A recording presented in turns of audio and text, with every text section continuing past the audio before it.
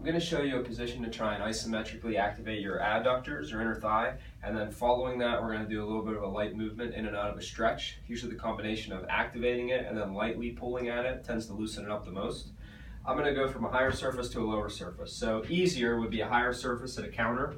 I'm going to take my feet apart as far as comfortable, and I want to have the counter in front of me to lean on. So I like to have a fist, right, or down all the way onto my forearms. And I'm going to press down into the counter to pull my butt underneath me. So I'm really trying to avoid being in this sway back position.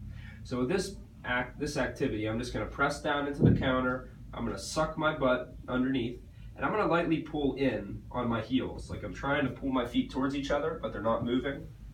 So press down into the counter, pull your butt underneath you, lightly pull in through your heels, squeezing your inner thigh or adductor, and hold for 5 seconds and relax. The one thing I want you to notice is that I'm not pulling so hard that my knees are caving in like this. So as I pull, I almost kind of think about my knees staying out, and my legs are pretty straight as I pull through kind of the back inside portion of my heel. And then after I've done maybe 5 to 10 of those, holding each for 5 seconds, I like just doing a little bit of a lateral motion to tug at that area that I just contracted. So when I bend this knee, I try and pull that knee a little bit out to the side, and my trail leg stays pretty straight. You feel a little bit of a tug here, and then they trade places. So it's not a very big motion, it's just a little bit of light movement in and out of a stretch after I just isometrically contract it. Now a harder position is going to go lower to the floor, so the same concept maybe in a chair. So if I have the flexibility, I'll come down here onto this chair and I'll do the same thing, and I'll go maybe a little bit wider. Same thing, I'm going to press down into my hands and pull my butt underneath me and very lightly pull inward through my heel. So I'm pressing more into this like inside back of my heel right here. And maybe just seeing with my shoe off.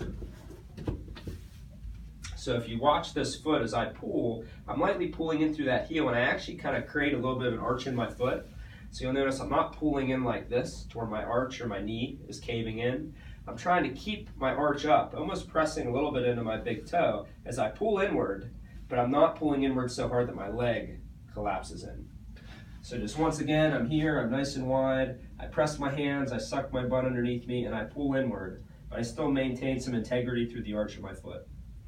And then after I've done maybe 5 for 5 seconds, I do a little bit of my lateral hip slide to tug. I don't want to feel this in the front corner of my hip. I want to feel this in this inner thigh groin area.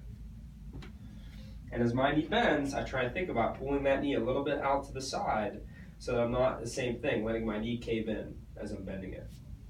Nice position to try and work on isometric followed by self-mobilization.